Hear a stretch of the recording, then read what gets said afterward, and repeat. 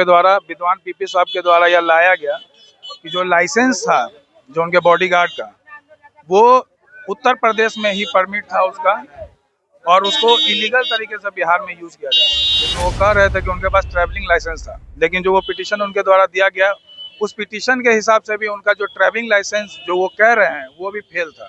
इसलिए भूमिका अभी तक के अनुसंधान में पाई जा रही है और एक ही ऑफेंस से रिलेटेड है, इसलिए सारा तीनों बेल पिटीशन जो है वो एक बार ही सुना जाएगा। सर आप देख रहे हैं न्यूज़ फॉर नेशन, मैं रंजीत कुमार। रोशन सर का जो वकील है सर पहुंचे हुए हैं। क्या हुआ सर, क्या हुआ इस मामले को लेकर?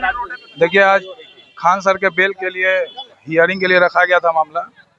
कोर्ट के संज्ञान में पीपी साहब के द्वारा, विद्वान पीपी साहब के द्वारा यह लाया गया कि जो लाइसेंस था जो उनके बॉडीगार्ड का, वो उत्तर प्रदेश में ही परमिट था उसका, और उसको इलीगल तरीके से बिहार में यूज किया जा रहा है। बिहार में लीगल तरीके से प्रोड्यूस किया गया, तो इसके लेकर क्या कहा गया कोर्ट की तरफ? कोर्ट के तरफ से ये अभी रिपोर्ट कॉल करवाया गया है आईओ के द्वारा कि जो उनके द्वारा एक सप्लीमेंट्री पिटीशन प्रेस किया गया, जिसमें वो कह रहे थे कि उनके पास ट्रैवलिंग लाइसेंस था, लेकिन जो वो पिटीशन उनके द्वारा दिया गया, उस पिटीशन के हिसाब से भी उनका जो ट्रैवलिंग लाइसेंस जो वो कह रहे हैं वो भी फेल था। इसलिए संबंधित आईओ से उसका रिपोर्ट मंगाया गया है। संबंधित आईओ से खान सर पर क्या हुआ? क्या खान सर चूंकि कि उनकी मुख्य भूमिका अभी तक के अनुसंधान में पाई जा रही है और एक ही ऑफेंस से रिलेटेड है, इसलिए सारा तीनों बेल पिटीशन जो है वो एक बार ही सुना जाएगा। एक बार ही सुना? बॉडीगार्ड की क्या इस बार 3 तारीख को बेल हो जाएगी या फिर? जो मौजूदा अनुसंधान में जो मटेरियल आया है उससे तो उम्मीद कम है कि बॉडीगार्ड का कहीं भी जमानत हो सकता है। नीचे करिए भाई। आज क्या कुछ कारण है सर कि 410/2026 थाना कांड संख्या इधर आ जाओ,